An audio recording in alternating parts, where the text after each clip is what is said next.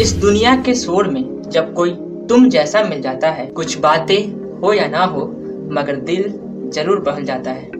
मिलेगी परिंदों को मंजिल यकीनन, या उनके फैले हुए पर बोलते हैं। अक्सर वो लोग खामोश रहते हैं जमाने में जिनके हुनर बोलते हैं। नालंदा यूनिवर्सिटी को 5th सेंचुरी सीई में इंडिया के एंशिएंट किंगडम मगध, जिसे बिहार के नाम से हम लोग जानते हैं, उसी में एस्टैब्लिश किया गया था। वह राजगीर यानी राजगीर के पास है।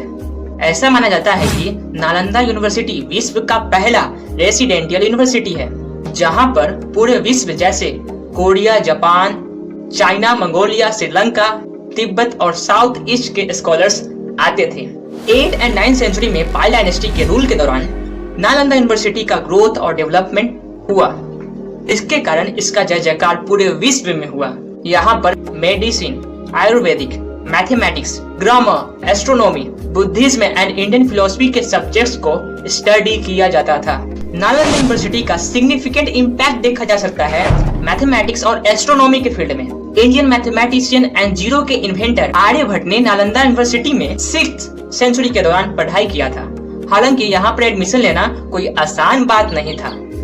स्टूडेंट्स को हार्ड इंटरव्यूज फेस करना पड़ता था और जिन बच्चों का एडमिशन होता था उन्हें स्कॉलर्स के द्वारा मेंटोर्ड किया जाता था, बुद्धिस्ट मास्टर्स लाइक धर्मपाल और शिलभद्र के गाइडेंस में। इस यूनिवर्सिटी में 9 मिलियन बुक्स था और कुछ इम्पोर्टेंट सैक्रेड मैन्युस्क्रिप्ट्स भी था।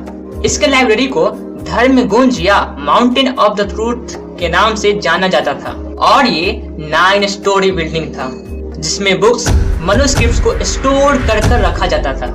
ऐसा माना जाता है कि 12th सेंचुरी के अंत में अफगानिस्तान के इन्वेडर बख्तियार खिलजी ने नालंदा यूनिवर्सिटी में मौजूद मॉन्क्स को मारकर वहां के वैल्यूएबल लाइब्रेरी को जलाकर राख कर दिया था और उसके बाद वह यूनिवर्सिटी बंद हो गया था और लगभग 800 साल बाद 2014 में फिर से इसे खोला गया और 2016 में इसे UNESCO world heritage site declare किया गया। 19 जून 2024 को भारत के प्रधानमंत्री नरेंद्र मोदी ने नालंदा यूनिवर्सिटी के न्यू कैंपस का उद्घाटन किया, जो 450 एकड़ जमीन में फैला हुआ है।